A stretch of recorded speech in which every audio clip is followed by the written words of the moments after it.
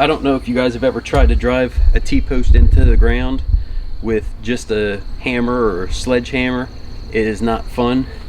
I picked up this T-post driver, very cool. So what we do is slide it on and then just start going to town.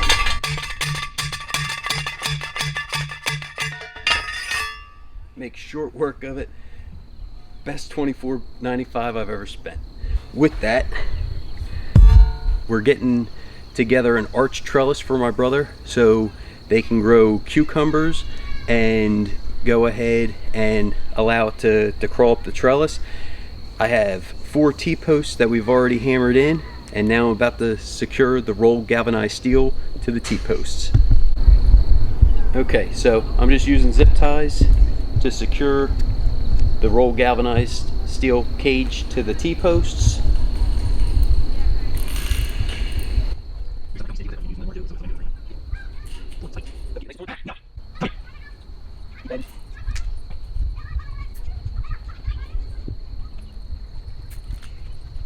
I'm putting about 6 on each side right now. My brother's going to have extras, so if he needs more, he can always put more on there to secure it as much as he needs. Right now, especially when the fruit's going to be small, it won't be too heavy, but as you start getting more cucumbers or other vining vegetables, it's going to weigh more, so you're going to have to secure it a little better.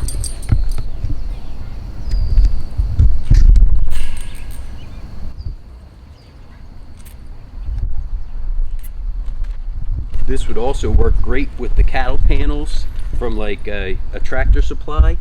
However, we went there and we didn't have a vehicle big enough to take a 16-foot cattle panel home, so we had to make do with what we had.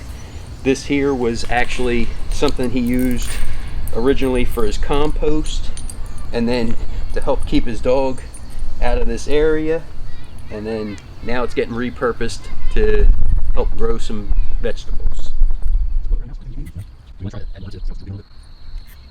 Okay, so I don't know if you can kind of see, it's a little droopy here, so I'm going to pull this back and secure the top just a little better, maybe.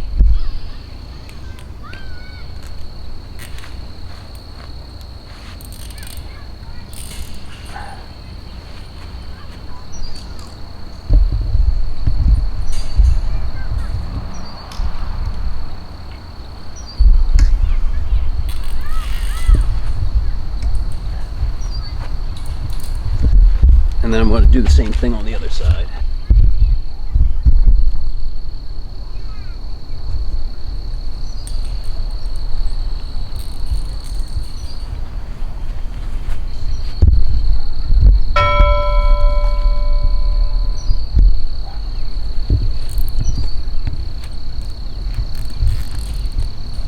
Okay, so it's nice and secured now.